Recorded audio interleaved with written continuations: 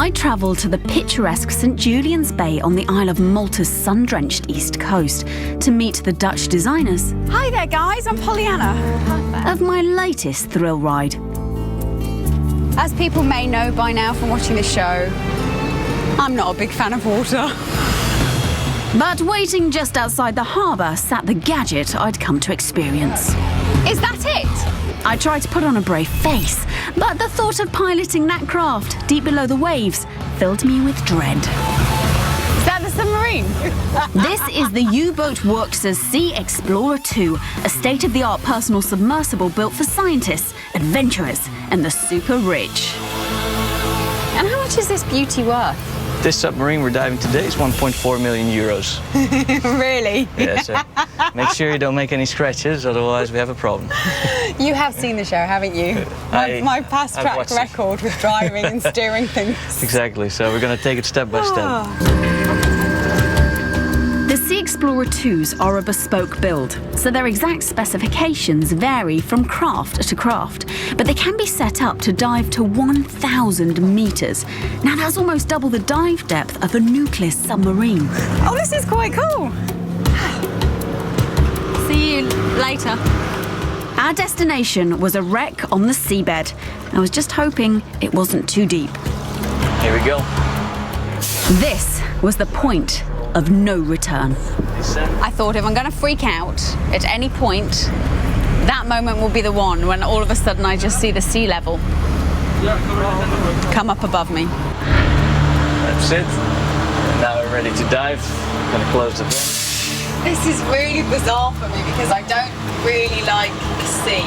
So this is giving me a glimpse into something I would never normally ever see. The deeper we went, the darker it got, but it was worth it. At 20 metres, I was confronted by an amazing sight.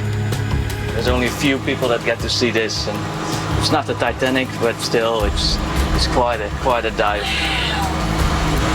Now I feel really, really close to that boat. How far away are we from it? Probably about 2 meters away from the... Eric was fantastic at the controls and especially helping me to be at ease once I was down there. Very laid back, very calm, very knowledgeable in every single thing he was doing. But I wasn't there just to admire the view. I was there to learn how to drive the sub. All right, let's try to change over. You have to go around me because I have the cable of the communication. No problem. There we go. You're still sitting on it. So we're looking at, this is reverse. Okay.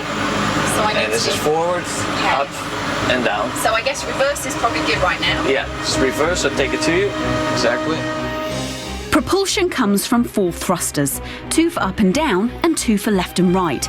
They're powered by a 43.2 kilowatt-hour battery pack with enough juice to keep you moving for up to 16 hours and enough in reserve to keep the life support going for 4 days. Perfect. Okay, try to make a curve to the left now. Perfect, that's it.